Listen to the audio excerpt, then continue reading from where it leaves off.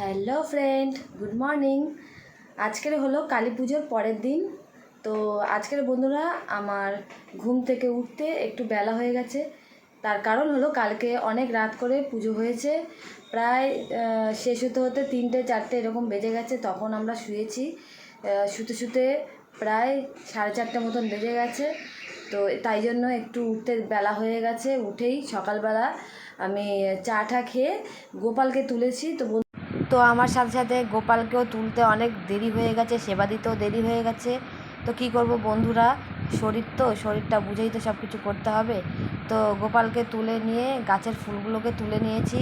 আর বন্ধুরা, আজকে আমি কালী পুজোর পরের দিন কী ভিডিও করেছি সেটাই আপনাদের সামনে ছোট্ট করে তুলে ধরবো। আর বিসর্জনে কী করেছি সেটা তুলে দেবো, কারণ বিসর্জনের আগের দুদিন কোনো ভিডিও করতে পারিনি, ভাইফোঁটা গেছিলাম। আর দেখুন বন্ধুরা, কত ফুল ফুটেছে। আর বন্ধুরা, আপনাদের সঙ্গে একটা জিনিস শেয়ার করা হয়নি, সেটা হলো যে কালকেরে আমি একদমই টাইম পাইনি, তাই আপনাদেরকে দেখানো হয়নি আর বলাও হয়নি। সেটা হলো যে কালী পুজোর আগের দিন রাত্রিবেলায় যখন কালী ঠাকুর মাকে যখন আনতে যায়, প্রতিমাটাকে আনতে যায়, প্রতিমাটা আনার পরে আমার ছেলেরা দেখতে পাচ্ছে যে মণ্ডপের মধ্যে একটা ছোট্ট সুন্দর কুকুরের বাচ্চা কোথা থেকে এসছে জানি না, ওই প্যান্ডেলের পাশেই বসে রয়েছে চেয়ারের কাছে, কালো রঙের আর মেয়ে কুকুর। তো ছেলেরা কী করবে এখন, অত রাত্রে বাচ্চাটাকে ছেড়ে কি আর ঘরে রেখে দিয়ে আসতে পারে? তো রেখে দিয়ে আসেনি, বাচ্চাটাকে সঙ্গে করে নিয়ে চলে এসেছে। নাহলে তো বাইরের যে সমস্ত বড় বড় কুকুর আছে তারা আবার মেরে ফেলে দিতে পারে। তো তাই জন্য বাড়িতে নিয়ে এসেছে। তো সিদ্ধান্ত নিয়েছি বাচ্চাটাকে আমরা রেখে ঘরে পুষবো। তো বাচ্চাটা দেখতে কতটা কিউট আপনাদেরকে দেখাচ্ছি।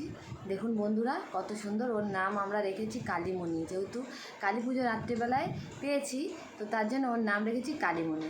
নামটা আপনাদের কেমন লাগলো অবশ্যই কমেন্ট করে জানাবেন।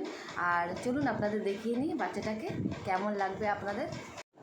এই যে দেখুন কালীমণি, কালীমণি বন্ধুদেরকে একটু হাই করে দাও, একটু হাই করে দাও। হ্যাঁ, এই তো শোনা মেয়ে। তো বাচ্চাটা কিন্তু খুবই শান্ত, আর খাওয়া দাওয়া মোটামুটি সবই করছে, কোনো অসুবিধা নেই। এখন জানি না আগামী দিনে কি করবে ও। তো বন্ধুরা দেখুন, এই হচ্ছে আমাদের কালীমণি। আর আগের দিন বন্ধুরা ছেলেরা যে সমস্ত পাঞ্জাবি জামা প্যান্ট পরেছিল সেগুলোকে একটু কেচে ধুয়ে দিয়ে দিয়েছি, কারণ এগুলোকে আবার ইস্ত্রি করে তুলে রেখে দিতে হবে, না হলে সবই ওই দলা পাকিয়ে আলমারির মধ্যে রেখে দেবে ছেলেরা। তো তার জন্য সব গুছিয়ে পরিষ্কার করে নিয়েছি।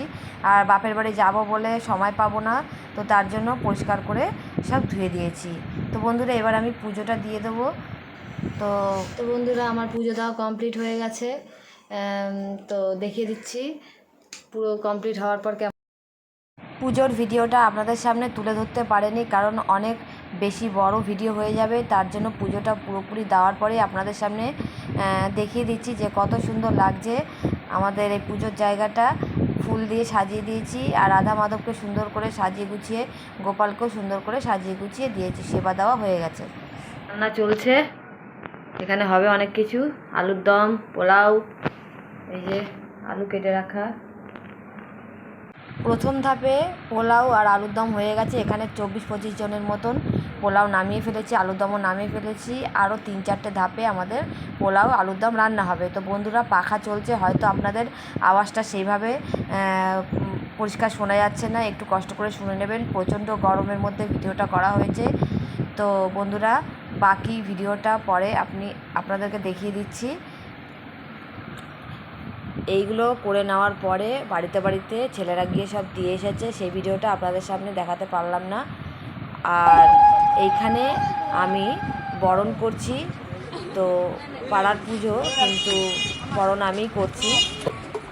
আর ছেলেরা পাশে দাঁড়িয়ে রয়েছে, সবাই মিলে মাকে বরণ করার পরেই বিসর্জন দিতে যাওয়া হবে। আমি বাপের বাড়ির থেকে এসেই মাকে বরণ করতে চলে এসেছি। বেশ রাত হয়ে গেছিলো, 8:30 মতন বেজে গেছে বরণ করতে।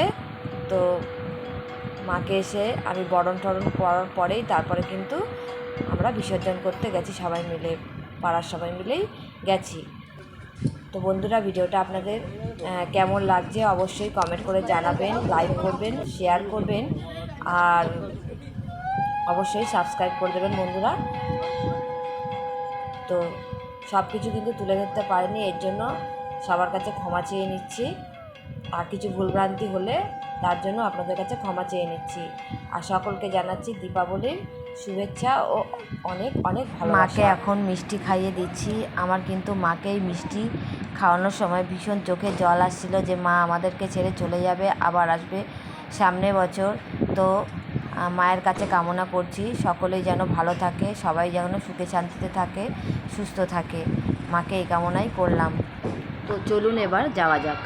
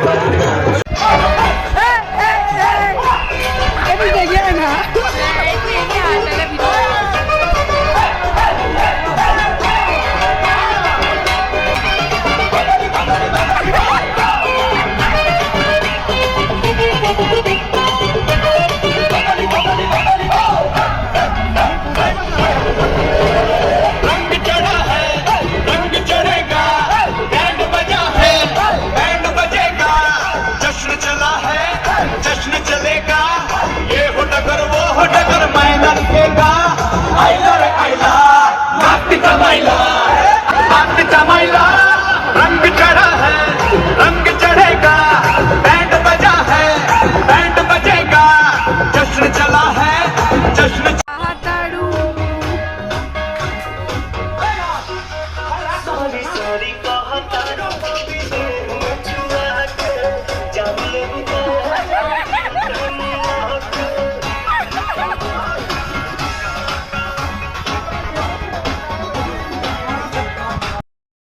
তো বন্ধুরা, আশা করছি আপনাদের ভিডিওটা সকলেরই খুব ভালো লেগেছে। দেখা হচ্ছে নেক্সট ভিডিওতে। টাটা।